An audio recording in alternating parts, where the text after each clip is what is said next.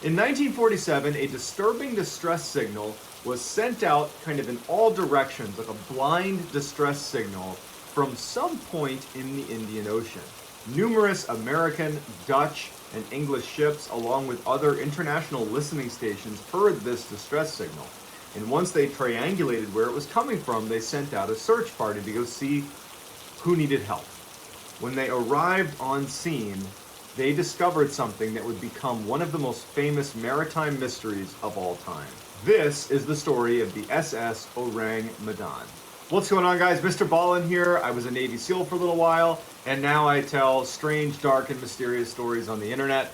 YouTube is my new passion, and I'm going to be posting at least 2 times a week going forward. And if you like this kind of content, please right now hit like on this video and subscribe to my channel, turn on notifications so you don't miss any of this stuff. Thank you very much. Before we get into this story, I want you guys to be looking at this through the lens of trying to decipher whether or not you believe this really happened, because there is a large percentage of people that say this is just an urban legend.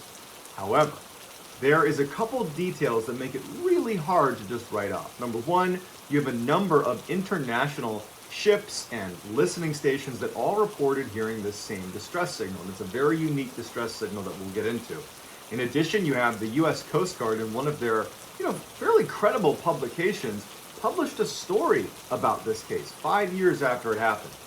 And then you have the fact that this case has been around since 1947, it's been 70 plus years, and no one's officially debunked it. So let's dive in. In 1947, several Dutch, American, and English ships, along with a number of listening stations, picked up the strange distress signal that was coming from somewhere in the Indian Ocean. The distress signal, which was in Morse code, went like this. An officer, including the captain, are dead, lying in chart room and bridge, possibly whole crew dead. Then there was a burst of indecipherable Morse code, and then it ended with 2 words. I died. Then silence. One ship that heard this distress signal was the Silver Star. It was an American vessel that was kind of patrolling the waterways around the coast of Malaysia, and with the help of other ships in and around the Indian Ocean and some of the listening stations, they were able to triangulate the location of this distress signal. And they pinpointed a ship called the SS Orang Medan that was located right at the end of the Strait of Malacca, which is the primary shipping lane between the Indian Ocean and the Pacific Ocean. And so this ship was basically drifting out towards the Indian Ocean. And so the first thing that the Silver Star does is they try to send a message back to the Orang Medan. But after numerous failed attempts, the captain of the Silver Star decides that we need to go investigate because something is obviously not right here. So the Silver Star tells all the other ships in the area, along with the other listening stations, that they are going to be the search party. They're going to reroute and head for the Orang Medan, because at this point, anybody that had heard that signal is saying, like, what do we do? Like, are we going to go investigate, or you? After a couple of hours of heading straight for the Orang Medan, they see off in the distance this ship. From the eyes of these very experienced sailors on the Silver Star, they knew almost immediately that this ship is dead in the water. It's just drifting, which is not a good sign, especially if you combine that with the signal they got. As they get closer and closer to this ship, it becomes creepier and creepier because they're looking up, and in the bridge where the steering wheel would be, they can't make any person out. There's no one up there. There's nobody standing on the edge. I mean, they just sent this distress signal. You would think with a ship that's dead in the water that they would be lining the outside of the ship trying to signal someone down. But no, it's just quiet. No one on board, all lights off, just drifting, bobbing in the choppy waters of the Indian Ocean. And so as they get closer, they start blowing their whistle to try to attract anybody on the Orang Medan to signal them back. They're also doing more Morse code to try to get their attention again, not being picked up. And so finally, after all these failed attempts and just the general weirdness around it, the captain of the Silver Star decides, we need to board this ship. So these Silver Star crew members, they knew before they boarded that almost definitely they were going to find something terribly wrong with this ship. There's just too many red flags about it. They were anticipating something bad, but I don't think that they were really prepared for just how bad this was going to be. So they board the ship, and right away on deck is a number of crew members that had passed away. They're all deceased. And the mystery really kicks in the position, the body position of all of the dead crew members. They were all on their back with their hands outstretched in front of them, as if defending themselves from some unseen assailant above them.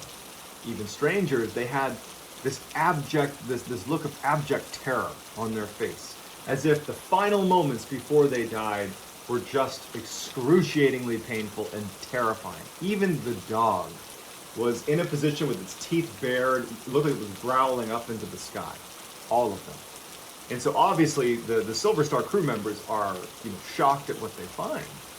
And they're kind of looking at each of these dead crew members and they're like, what is going on? So they make their way up to the bridge, and everybody's also dead in the same position, basically fighting with some unseen assailant in their final moments before they pass.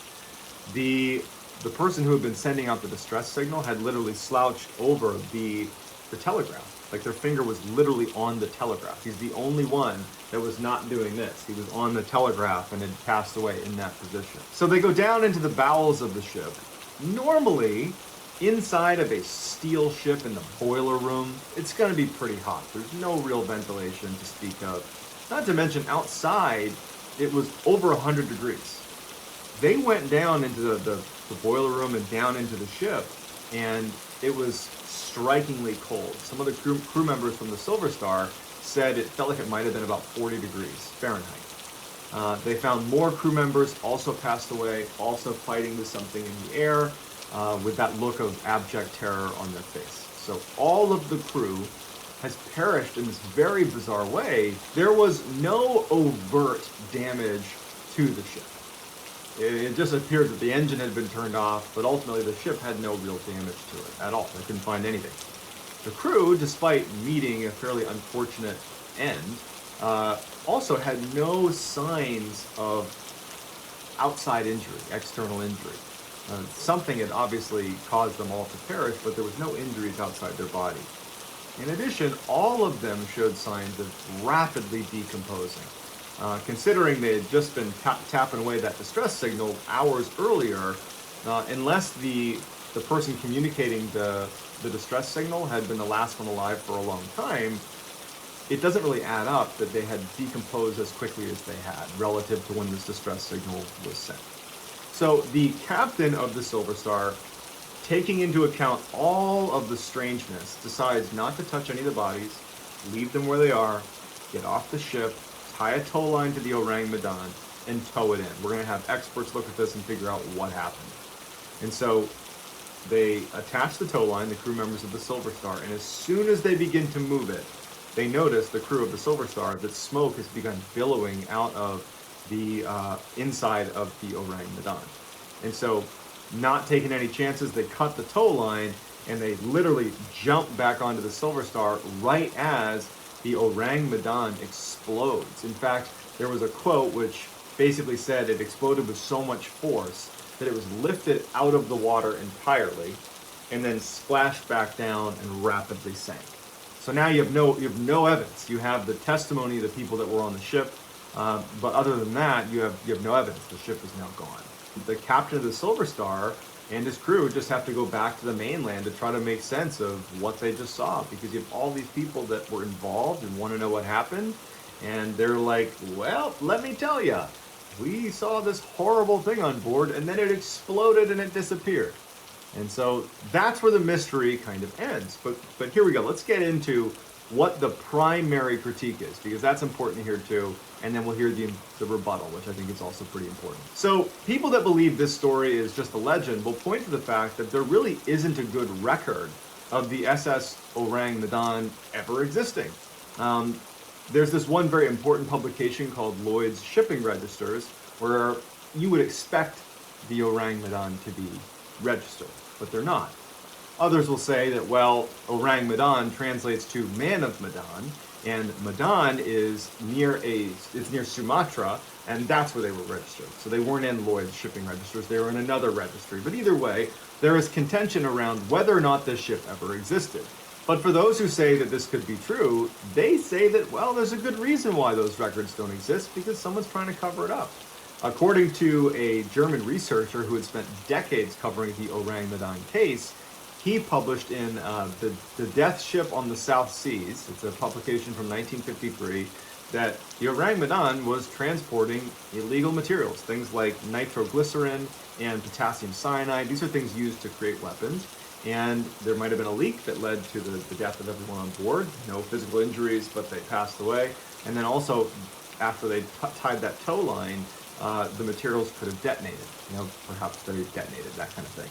And so that still leads some questions, right? I mean, then how did the Silver Star crew not also get exposed to these chemicals as soon as they got there? Either way, it's a fascinating story, and I hope that you took something from it. So if you haven't already, I would really appreciate it if you liked this video and you hit subscribe on my channel. I will be posting at least 2 times a week going forward, content just like this, so I hope you'll join, and that's going to do it, guys. Thank you.